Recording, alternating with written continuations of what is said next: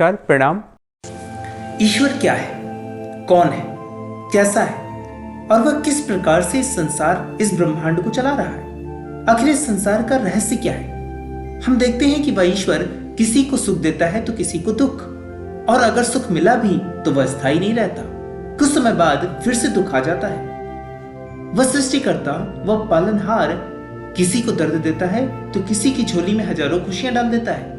कहीं जन्म देता है तो कहीं मृत्यु, कहीं हार तो कहीं जीत, कहीं अमीरी तो कहीं गरीबी। एक प्रश्न उठता है हमारे मन में कि आखिर वह यह सब क्यों कर रहा है? आखिर क्या है वह रहस्य, वह नियम जिससे वह इस संसार को चला रहा है? हम सभी के भीतर इस प्रकार के हजारों प्रश्न, हजारों जिज्ञासाएं होती हैं, जिनके उत्तर पाने के लिए हम इधर उधर भटकते रहते हैं। इस दर्द, इस दुख से छुटकारा पाने के लिए हम हजारों धर्मस्थलों, धर्म गुरुओं के चक्कर काटते रहते हैं, परंतु कोई सटीक उत्तर या इन दुखों को दूर करने का कोई कारगर समाधान हमारे हाथ नहीं लगता है। यह पता ही नहीं चल पाता कि वह परम शक्ति किसी को कष्ट दे रही है तो किसी को सुख। आखिर क्यों? यह समझ ही नहीं आता कि अपने ही बनाए जीवों को दुख देने में उसे मजा क्यों आता है। आखिर वह यह सब क्यों कर रहा है? नाज ख्यालवी जी के शब्दों में, अपनी पहचान की खातिर है बनाया सबको, अपनी पहचान की खातिर है बनाया सबको, सबकी नजरों से मगर खुद को छुपा रखा है तुम एक गोरख धंधा हो। जीवन के इस परम रहस्य, इस गोरख धंधे, इस अनसुलझे रहस्य की गुत्थी को सुलझाने के लिए मैं 3 रूपक कथाओं या उदाहरणों का प्रयोग करूंगा। इन तीनों उदाहरणों के माध्यम से आप वह सभी कुछ जान सकेंगे, या यूं कहें कि जीवन के उस परम रहस्य को जान सकेंगे जो मात्र समाधि, आत्म साक्षात्कार, मुक्ति की गहन अवस्था में बुद्ध व ज्ञानी पुरुषों को ही प्राप्त होता है। पहला उदाहरण, आपके शरीर के माध्यम से उस परम रहस्य का उद्घाटन। इस उदाहरण को समझने के लिए एक आदम का दर्पण के सम्मुख बैठ जाए। अब अपने हाथों की उंगलियों पर मनुष्य के चेहरे की भांति आंख, नाक, कान, मुंह आदि बना लें, जिससे कि आपकी हर एक उंगली एक अलग मनुष्य की भांति दिखाई दे। अब ध्यान पूर्वक इस प्रयोग को करें और उस परम रहस्य या ईश्वर की कार्यप्रणाली को समझने का प्रयास करें। कल्पना करें कि आपकी उंगलियों को, या यूं कहें कि आपके शरीर के सभी अंगों को उनके आप से अलग अस्तित्व होने का भ्रम हो जाता है।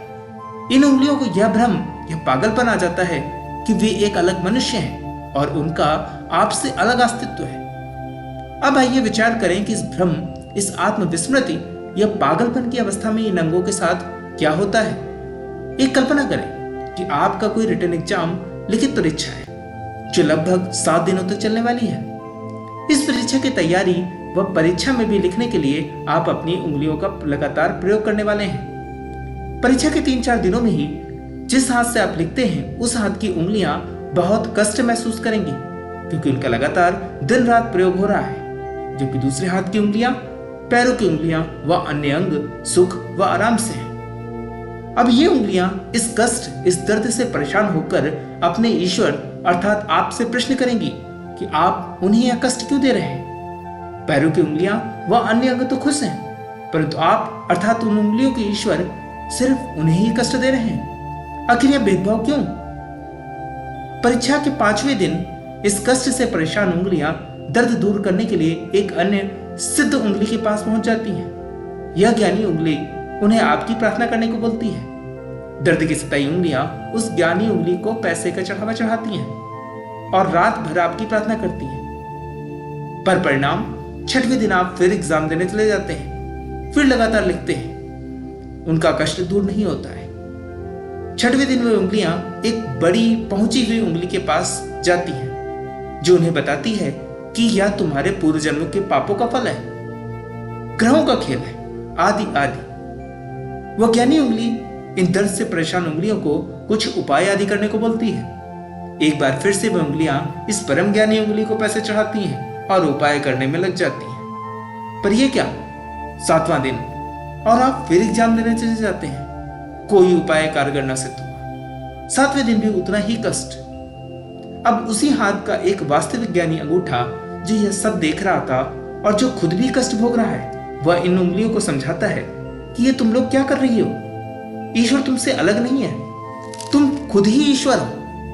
तुम उससे अलग खुद को क्यों मान बैठी हो? यह भ्रम, यह पागलपन, यह आत्मविस्मृति ही दुख का कारण है। बस यह भूल जाओ कि तुम एक अलग उंगली हो, इस शरीर, इस व्यक्ति या हमारे ईश्वर से अलग हो। परंतु दुख से सताई उंगलियां उस अंगूठे से कहती हैं कि ये पागल अंगूठे, वो ईश्वर तो 5-6 फीट लंबा है, इतना बड़ा है वह, इतना वजन है उसका, और हम 2 इंच की उंगली, हम कहां ईश्वर हो सकते हैं। यह अंगूठा तो ब्लास्फेमी, इस निंदा की बातें कर रहा है। अहंकारी है यह अंगूठा। और दुख से सताई उंगलियां उस परम ज्ञानी अंगूठे की बात को अनसुना कर देती हैं, उसे पागल करार कर देती हैं। तभी कोई और ज्ञानी अंग इन उंगलियों को सलाह देता है कि तुम दिल के पास जाओ, वह हमारे ईश्वर अर्थात आपका सबसे महत्वपूर्ण स्थान है। वहां प्रार्थना करो, उपाय करो, फल मिलेगा, कष्ट दूर होंगे। 7वीं रात वे उंगलियां दिल के पास जाकर प्रार्थना करते हैं, तरह तरह के उपाय करती हैं। और 8वें दिन आपकी परीक्षा खत्म हो जाती है। आप छुट्टियां मनाने किसी ऊंची पहाड़ी पर जाते हैं। इस बार आप अपने पैरों का लगातार 10 से 12 घंटों तक प्रयोग करते हैं। हाथों की उंगलियां प्रसन्न हो जाती हैं और उस वास्तविक परम ज्ञानी अंगूठे को समझाती हैं कि देखो, तुम मूर्ख थे, वह उपाय करने से हमारा कष्ट मिट गया और पापी पैरों को सजा मिली। अब समस्या, कष्ट शिफ्ट हो जाता है आपके पैरों की उंगलियों में।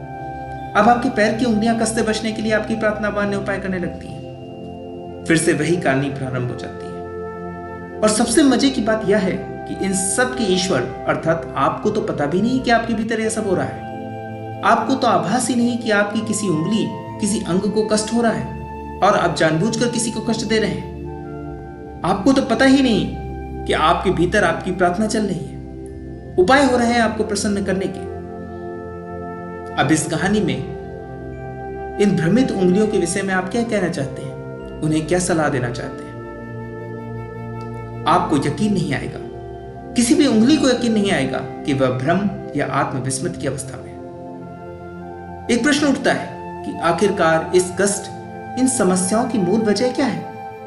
वह है अहंकार।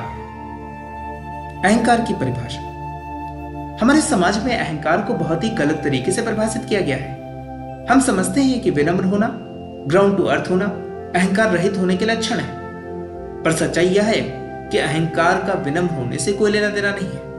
अहंकार का सीधा साधा अर्थ है अहम का भाव, खुद के होने का एहसास, खुद के होने का भाव। जैसे इस कहानी में उंगलियों का अहंकार हो गया था कि उनका आपसे अलग अस्तित्व है, वे अलग हैं। यही अहंकार है। अहंकार मात्र एक आत्मविस्मृति है, भ्रम है। जैसा कि इस कहानी में आपका परम ज्ञानी अंगूठा अन्य उंगलियों को समझाता है कि वे आपके शरीर का हिस्सा है, आपसे अलग उनका अस्तित्व नहीं है। बस एक ही समाधान है इन समस्त कष्टों, दुखों को दूर करने का, और वह है अहंकार के भाव का अंत। अर्थात जैसे ही वह उंगलियां अपने अस्तित्व को, अपने वजूद को आप में विलीन कर देती हैं, वैसे ही उन्हें परम ज्ञान की प्राप्ति हो जाती है और उन उंगलियों के सारे कष्ट मिट जाते हैं। फिर आपके एग्जाम में लिखने या पहाड़ पर चढ़ने या कुछ भी करने से उन्हें कष्ट नहीं होता, दुख नहीं होता है। उन्हें दिखाई देने लगता है कि उनके ईश्वर अर्थात आप ही यह सब कार्य कर रहे हैं और उनकी भलाई के लिए कर रहे हैं। मालिक बस तेरी ही रजा रहे, मालिक बस तेरी ही रजा रहे, बाकी न मैं रहूं न मेरी आरजू रहे। ठीक इन्हीं उंगलियों की भांति जिस दिन हम अपने अहंकार के भाव को त्याग कर उस परम शक्ति, उस परमात्मा में विलीन हो जाते हैं, उसी दिन हमारे सारे कष्ट, सारे दुख, दर्द दूर हो जाते हैं और ईश्वर के द्वारा किए गए कार्य और कारण हमें स्पष्ट रूप से दिखाई देने लगते हैं। यह यूं कहें कि हम ही ईश्वर हो जाते हैं। समाधि, ज्ञान, मुक्ति, आत्म साक्षात्कार, एनलाइटनमेंट की उस अवस्था में हम अहंकार को खोकर उस परम शक्ति के साथ एक हो जाते हैं और इस कहानी के ज्ञानी अंगूठे की भांति हम में और परमात्मा में कोई भेद नहीं रह जाता है। हम ही परमात्मा हो जाते हैं। कबीरदास जी के शब्दों में, लाली मेरे लाल की जित देखूं तित लाल, लाली मेरे लाल की जित देखूं तित लाल, लाली देखन मैं गई, मैं भी हो गई लाल, मैं भी हो गई लाल।